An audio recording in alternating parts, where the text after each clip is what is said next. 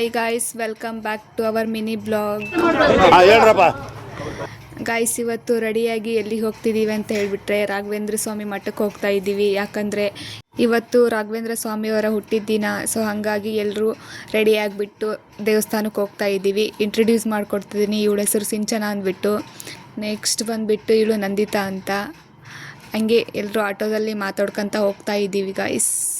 ದೇವಸ್ಥಾನದಲ್ಲಿ ಏನೇನು ಮಾಡ್ತೀವಿ ಅಂತ ನಿಮಗೂ ತೋರಿಸ್ತೀವಿ.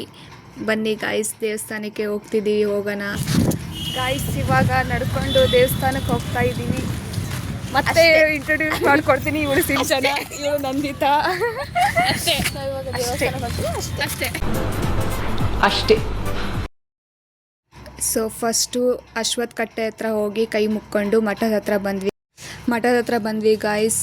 ಇಲ್ಲಂತೂ ತುಂಬ ರಶ್ ಇತ್ತು. ಹಂಗು ಹಿಂಗು ಮಾಡಿ ರಾಯರ ದರ್ಶನ ತಗೊಂಡು ಒಂದು ಸುತ್ತು ಪ್ರದಕ್ಷಿಣೆ ಹಾಕಿ ಇಲ್ಲಿ ನನ್ನ ಫೇವ್ರೇಟ್ ಪರಿಮಳ ಪ್ರಸಾದ ಇಸ್ಕೊಂಡು 3 ಜನ ಹೋಗಿ ಒಂದು ಹತ್ರ ಕೂತ್ಕೊಂಡ್ವಿ. ಹಾಗೆ ನಮ್ಮದು ಒಂದು ಇರಲಿ ಅಂತ ಒಂದು ವಿಡಿಯೋ ಸೆಲ್ಫಿ ತಗೊಂಡ್ವಿ. ಮತ್ತು ಇಲ್ಲಿ ಯಾರೋ ಭಕ್ತಾದಿಗಳು ಪುಳಿಯೋಗರೆ ಪ್ರಸಾದ ಕೊಡ್ತಾಯಿದ್ರು. ಇಸ್ಕೊಂಡು 3 ತಿನ್ಕೊಂತ ಬಂದ್ವಿ ಗಾಯ್ಸ್. ಮತ್ತೆ ನೆಕ್ಸ್ಟ್ ಮಿನಿ ಬ್ಲಾಗಲ್ಲಿ ಸಿಗುವ ಅಂತ ಹೇಳ್ತಾ ಬಾಯ್ ಗಾಯ್ಸ್. ಅಷ್ಟೇ.